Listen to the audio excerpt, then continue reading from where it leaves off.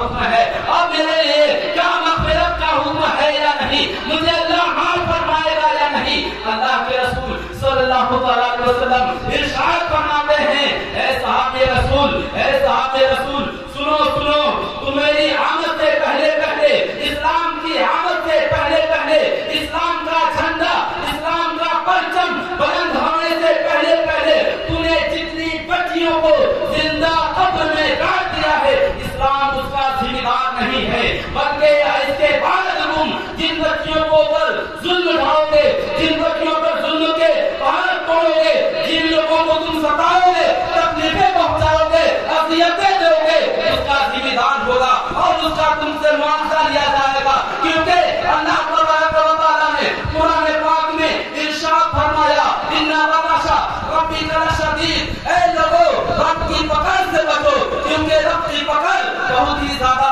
सख्त होती है और उसकी पकड़ से कोई बाहर निकल नहीं सकता है। चुनांचे यहाँ पर एक गौर करने वाली बात यह है कि वो सहाबे रसूल 6 बच्चियों को जिंदा कब्र में गाड़ दिया, लेकिन उन्हें कोई एहसास नहीं हुआ। लेकिन जब 7वीं बच्ची को जिंदा दफनाने की बात आई, उन्हें एहसास होने लगा, उन्हें सताने लगा। अल्लाह के रसूल इधर जन्नत का मुस्ताफ सुना रहे हैं, जन्नत के खुशखबरी सुना रहे हैं, उधर वो सहाबे रसूल तड़प रहे हैं कि या अल्लाह, मेरी उस 7वीं बच्ची का क्या हाल होगा जिसने की आवाज आज तक के मेरे कानों में टकरा रही है कि अब्बा जान मुझे छोड़ करके आप कहाँ जा रहे हैं, अब्बा जान मेरी हिफाजत कीजिए। चुनांचे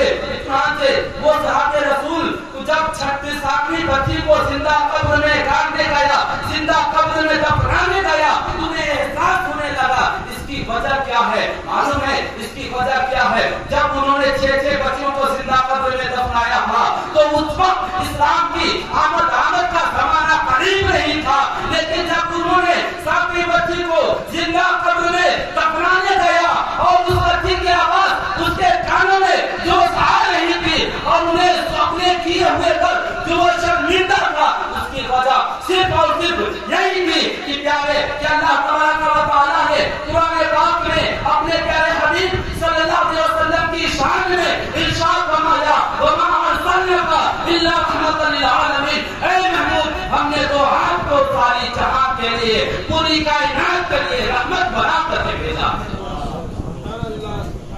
नारे तकबीर,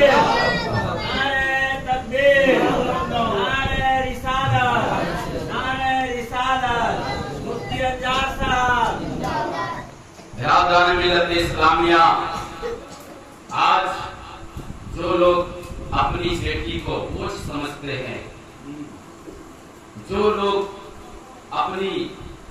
बच्ची की परवरिश में कोताही करते हैं और ये समझते हैं कि मैंने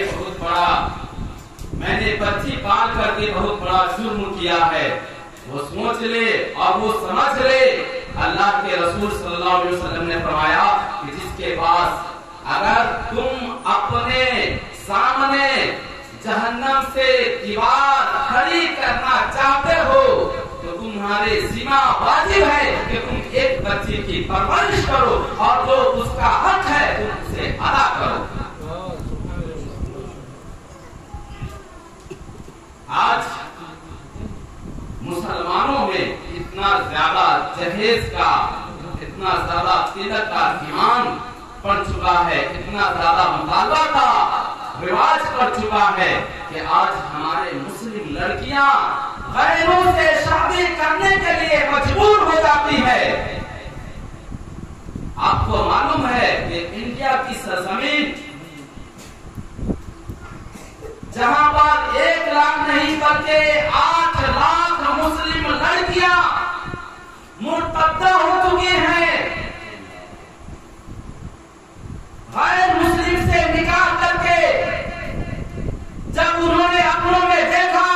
कि हमारे माशरे में, हमारे समाज में तो इतना ज्यादा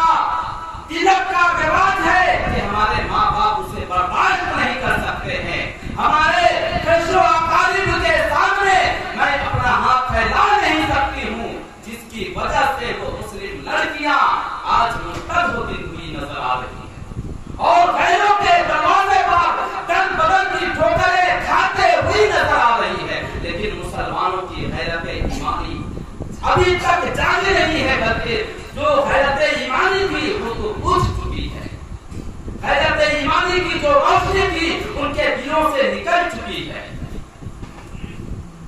बिरादरान मिल्लत इस्लामिया, अल्लाह के रसूल सल्लल्लाहु अलैहि वसल्लम हमें ये भी हुक्म देता है कि 6 चीजों की वजह से निकाह किया जाता है, 6 चीजों की वजह से शादी की जाती है। उनमें जो सबसे ज्यादा अहम चीज है,